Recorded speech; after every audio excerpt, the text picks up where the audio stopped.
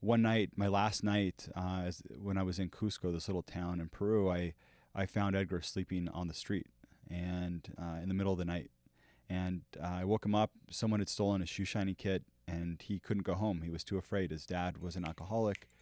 He was responsible for helping feed his family. We're all about turning a crappy situation into something positive. $250,000 of credit card debt. I still remember the day when no one turned up. Throw it in the garbage and start from scratch. I could give myself a chance, so I started something. I mean, I think that counts as from poop to gold. This episode is brought to you by Divvy. Welcome back to From Poop to Gold. I'm your co-host, Benton Crane, and today I'm joined by Davis Smith, the founder and CEO of Cotopaxi. Welcome, Davis. Yeah, thanks, Ben. It's great to be here. Davis, tell us a little bit about your journey. What got you into athletic wear and outdoor adventure gear? So this really started from childhood, a childhood passion. My dad was an adventurer. I spent a lot of time in the outdoors. We did a lot of backpacking and camping. We lived actually in the developing world. I moved to the developing world when I was 4. And so we would do crazy. What took your family there? My dad's job. Okay. Yeah. So he actually was, he spoke Spanish and had owned a construction company, got a job doing large construction projects internationally. And so we moved to Latin America. And so that was my childhood. And, we make our own raft and float the Amazon River, fishing for piranhas, or go survive on uninhabited islands, spearing fish with spears we made ourselves, like kind of Tom Sawyer of the Amazon. Exactly, it was pretty great. It felt pretty normal to me, but I loved the outdoors, and that was a big part of what drove me to the space. And then, another interesting aspect, of course, of growing up in the developing world is that you get exposed to a level of poverty that that most Americans maybe truly don't even understand exists. And that was, I came from a large family, 8 kids, very middle class. My dad, with 8 kids, we didn't have a lot of money, but we had opportunities that a lot of these other people would never have. And I recognized certainly from a young age that I was really lucky. I didn't deserve a better life. It's not like I had greater ambition or I was smarter than them. I just had been born in a place that gave me opportunities that they wouldn't have. And so Gotcha. So in the States, being from that large family, you would have been considered like you didn't have lots of options or lots of things, but then moving down to the developing world and seeing what, quote unquote, real poverty looks like. Yeah. Is that what you were referring to? Yeah, absolutely. And, there's certainly poverty in the United States, but there's quite a difference between being poor and being destitute. And that's what I grew up seeing a lot of my life. And I knew I had a responsibility to be of use to others. That was something I knew that was instilled in me from the time I was a kid. And so those 2 factors really kind of played into why I built Cotopaxi. And for our listeners who aren't familiar with Cotopaxi is not just gear, right? It's gear for good. Tell us a little bit about that. Yeah. So it is an outdoor brand or an adventure brand, but there's a why behind the brand that existed before I even knew what we would be creating and selling. I knew that I wanted to build a business that could inspire people to do good, and that could encourage people to do good alongside me somehow. And I also knew that I believe that businesses can be a sustainable way of making a positive impact in the world. Nonprofits are constantly having to beg others for money to support their causes, and they do amazing work. But I felt like there was an opportunity through business to build something that could sustain itself through profits. It has its own economic engine. Exactly. And so that was really kind of the idea behind building this brand, but that had a social mission at the core of the brand. And we've tried to inject that social mission into every aspect of the business. Now, tell me, so you're growing up in the developing world, you're witnessing this, extreme level of poverty. Is that when you decided that your life would be dedicated to making an impact, or did it come later when you were looking to start a business and you thought, I want to make an impact? Where did that connection happen? Yeah, I've always known. If I look back, I kept a journal sporadically throughout my childhood and youth, and even into adulthood a little bit. And if I look back, I wrote about this. I mean, this was something that I felt deeply, and When I was in college, I actually had a really cool experience where I went to Peru. I worked for a nonprofit. And while I was there, I met a little street kid that I befriended, and his name was Edgar. He was a little 9-year-old boy. And every single day I'd bring him food. And he was just a darling little kid. And one night, my last night, when I was in Cusco, this little town in Peru, I found Edgar sleeping on the street and in the middle of the night. And I woke him up. Someone had stolen his shoe shiny kit, and he couldn't go home. He was too afraid. His dad was an alcoholic. He was responsible for helping feed his family. And at 9 years old. 9 years old. Wow. And it really hit home for me that I needed to use my life to help people like Edgar. And I made a commitment then that I was going to find a way to do that. And I wrote, at that time I was keeping a journal pretty regularly, and I wrote all about it. And I wrote specifically that I needed to use my life to find a way to help him, people like him. And so that's it's been a path and a journey to try to figure out how to do that. I think a lot of people feel that desire to go make a difference and to help people, but I think the hard thing is figuring out how to do it. And it's taken me a while, but I spent 10 years as an entrepreneur trying to figure that out, and then this idea kind of came together, and so it's been awesome. So is Cotopaxi the manifestation of that dream of building an economic engine that allows you to give back? Exactly. Tell us how that works. Yeah, so we've really, it's kind of a complex social mission that's kind of built into this business. It's not as simple as a buy one, give one model that a lot of businesses use. We don't give away a backpack for every backpack we sell. Right. Having spent a lot of years in the developing world. In fact, I just moved to Utah 5 years ago from Brazil. So I spent a lot of time there, and I'll just tell you, like, giving people that live in poverty stuff doesn't solve the problem. Backpack's not going to fix it for them. It's not going to do anything. But we really felt like we could go tackle and alleviate global poverty by tackling the root causes. So we focus all of our grant making on healthcare, education, and livelihood training. And so we do grants. We donate a percentage of revenues to go support nonprofits in the developing world, in some of the poorest countries in the world that are having tremendous impact. And then we also have other ways that we do impact. So we have through volunteerism. Our team is constantly volunteering and working in the community. We have a card writing program that our team created. We mentor and coach refugees, help them they have a job club that we created with the International Rescue Committee. Refugees, when they first get here, they can join the job club. We give them their first job, and then we teach them how to create a resume, how to do a job interview. And what they do for us is they actually write thank you cards for all of our customers. Anyone that gets an order from us gets a handwritten thank you card written by a refugee. It's written in their native language because they're still learning English. Yep. And we've had over 100 refugees go through this program. And so that's one way. Our supply chain is another way. We've gone back to Bolivia, one of the countries I lived in. I lived in a little community that made about $200 a year per capita. They live in extreme poverty. Always wanted to find a way to go back and make a difference there. So the socks I'm wearing today are actually made of llama wool from this little community. So we now order this year hundreds of thousands of pounds of llama wool from little communities all up and down Bolivia. Improving livelihoods and creating jobs. Creating these little micro industries in these communities. Exactly, yeah. And there's a bunch of other ways, but like this is just to give an example of how we're having impact. It's injected into every aspect of the business and brand. That's awesome.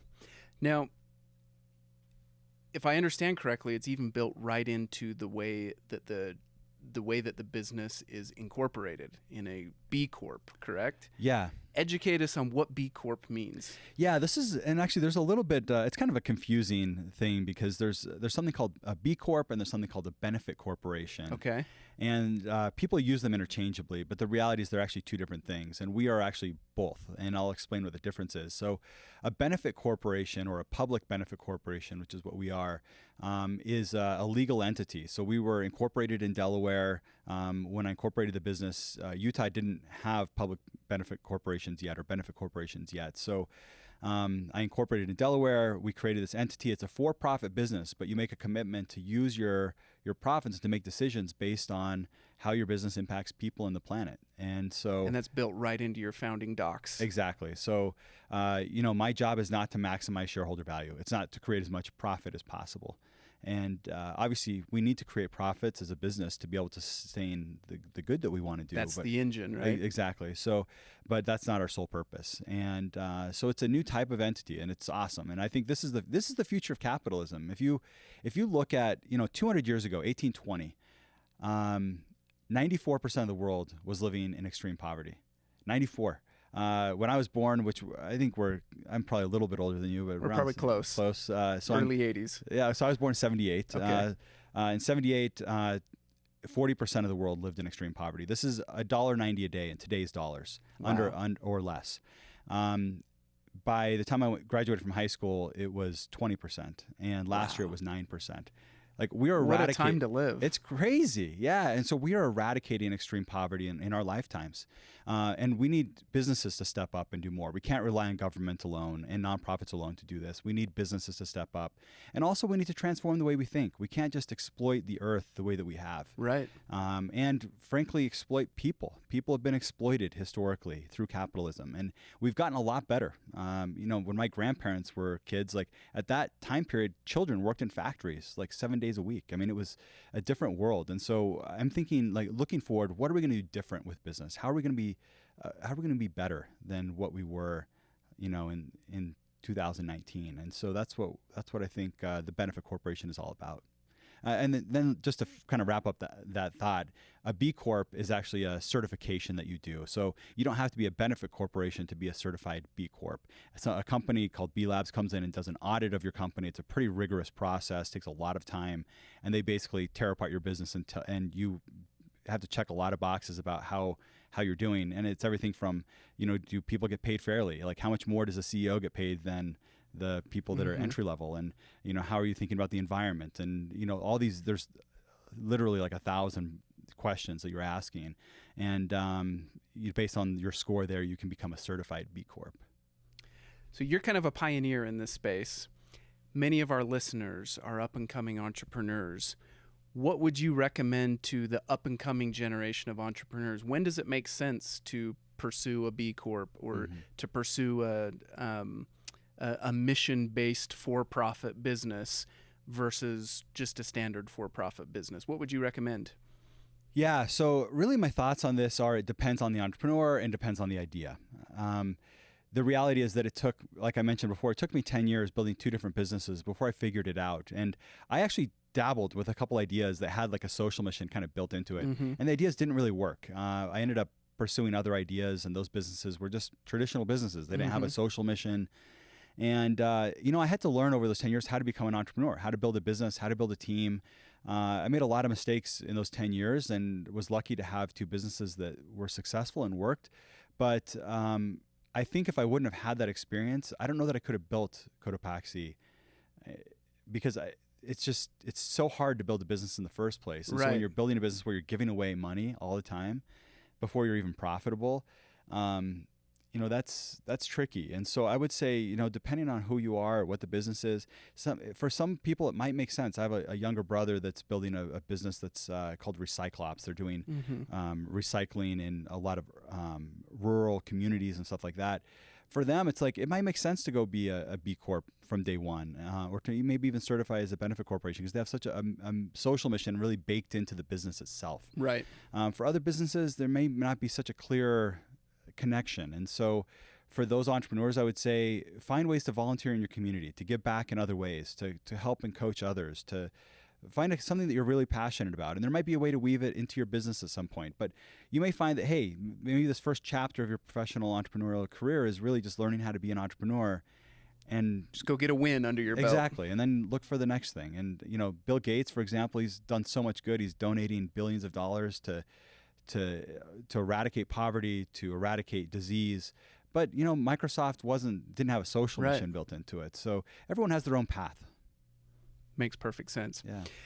Davis, as you know, the podcast is called From Poop to Gold. On your journey, I'm sure you've had some really low lows and some really high highs. Tell us about a situation where you've turned a really, really hard, almost insurmountable challenge around and come out on top. Yeah. Man, that's so. I guess I'm hesitating because I'm debating how vulnerable I should be here. So, because I've certainly had plenty of low lows. Every entrepreneur does. Hopefully, this is a safe place. We're trying to make it safe for you, Davis. Why don't I will share something that maybe my lowest low. In my last business in Brazil, I was running that business with one of my closest friends, and we built a previous business together. And through the process of building this second business in Brazil, we basically had conflict among our partnership, and it was pretty devastating, and I was pretty hurt, and made a decision that I wanted to leave, that I didn't want to damage this relationship further.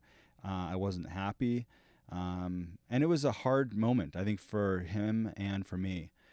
He felt like I was abandoning him there to go do something different, and we go into these partnerships with such high hopes and high expectations that if a partnership doesn't work out, it hurts. It hurts. And so and this person actually happens to be family as well, extended family, and so someone that I'm going to know my whole life, right? And and someone I care about deeply. But it was very, very painful, and to be honest, I had a lot of self-doubt, and I started wondering, like, maybe there's something wrong with me, or maybe I'm not really a good entrepreneur. Maybe the last two businesses have worked because of him, and what if I go? So you were wondering if the partnership failed because of you? Yeah, and that's a heavy weight. It is, yeah. And I remember being really scared coming back, thinking, what if I go start this new thing that I'm really passionate about, that I've been dreaming about forever,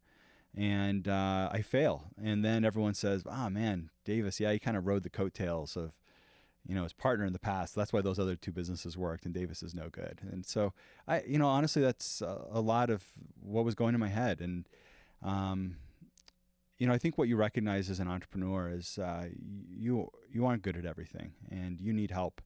And so I built a really solid team around me, understanding after 10 years as an entrepreneur, like kind of where my weaknesses were and where I needed help. And it's been a wonderful experience. My co-founder in this business, we've worked together almost 6 years, and we've never even had an argument. It's been just a really fun experience. But I was able to surround myself by people that I think shared these same values. We were building something that we all cared about, and they had skills that I didn't have. And so it really worked well together. And I learned some good lessons, and I think I did a better job as a co-founder. I think I'm a better co-founder in this business than I was in the last one.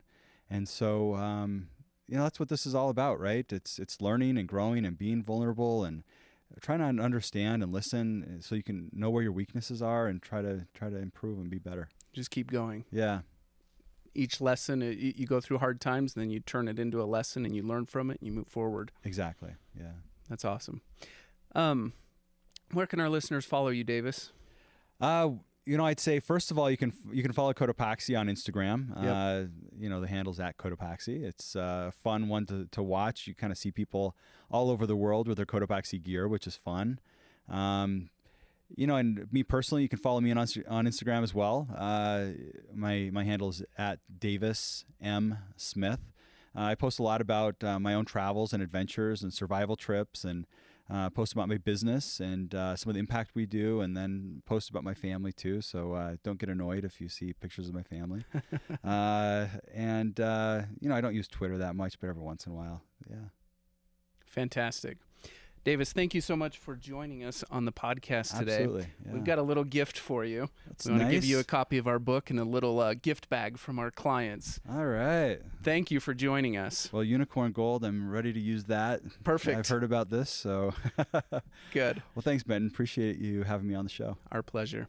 Make sure to like, share, and subscribe, and we'll see you on the next one. Thank you to our sponsor, Divvy. Divvy is a business credit card that's made a huge impact on Harmon Brothers. So in the past, we used to just use standard cards, and we'd give them to a few employees, and they'd go out and spend money. And then afterwards, we would find out how much they spent. Sometimes they stayed within budgets, other times they didn't. But with Divvy, it's a little bit different. We issue those cards to our employees, and we can manage before the money is spent exactly what their budget is for any given project. So with Divvy, it's different. Divvy gives you the controls before the money is spent instead of just looking at the damage after the fact. The way it works is you issue a card to all your employees. We do it for every single employee, even including our interns. There's no cost. It's each employee gets a card, and it's no risk because they can't spend any money from the card unless we allocate money to them to be able to spend it. So we have full controls and full visibility over who is spending and where the money is going. And so this has made a huge impact on us because now we have much tighter controls on our project budgets, and it's a lot safer too. Yeah. At the end of the day, it's a lot more secure than sending a whole bunch of employees out with credit cards that you're trying to keep track of. Wait, who has the card now and how much has been spent on that? That's all happening in real time through the app, and our finance team just loves it. Yeah, the finance team loves it. We love it because it gives us peace of mind that the money is actually being controlled and that there's not wild expenditures going on out there. Yeah. And even our project teams love it.